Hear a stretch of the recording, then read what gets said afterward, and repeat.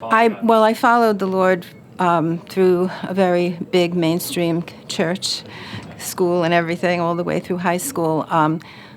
But I didn't meet him until I was 27. And at that time, I knew there was something really missing. And we moved from New York to Maine, and a group of women was having a Bible study in the afternoon and asked me if I wanted to go. And I had 2 young children, and I wasn't working outside the home then, and said yes. And what I saw there was a group of believers who were raised in the church I was, but boy, they had something I didn't have, and I wanted that.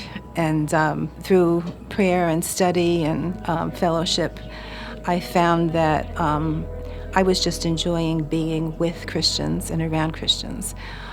But I had to make a choice for myself to put the past behind and move forward.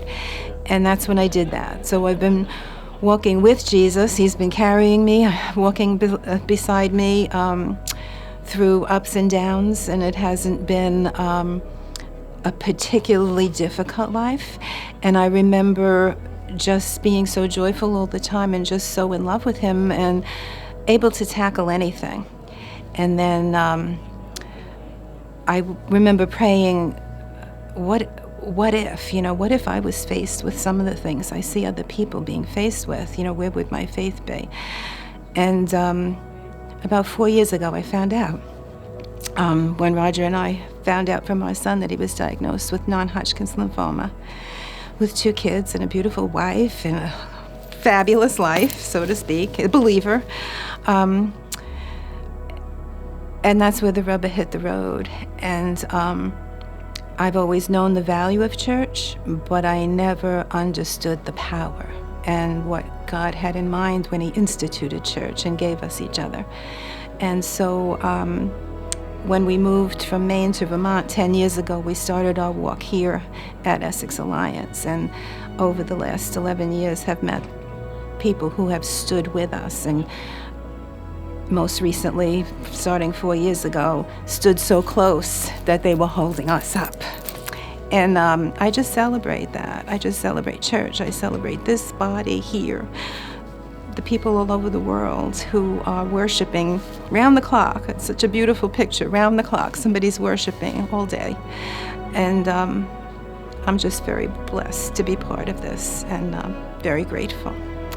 And so I just want to say a shout out to God and a shout out to a 27-year-old Argentinian woman who donated her stem cells so my son could have a new life, and every day is precious. When we started going down this road, Pastor Scott encouraged us with the words, worship through it. Just worship through it.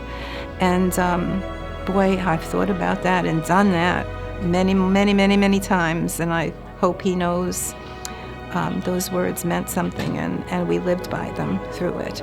And people in our small group and our believing friends would encourage us during that time to just worship through it, send us scripture verses, send us songs, send us support. I mean, it was just within the small group is where you really feel it. Our son is in complete remission. Still a long road ahead, but we know who's there walking it with us and with him.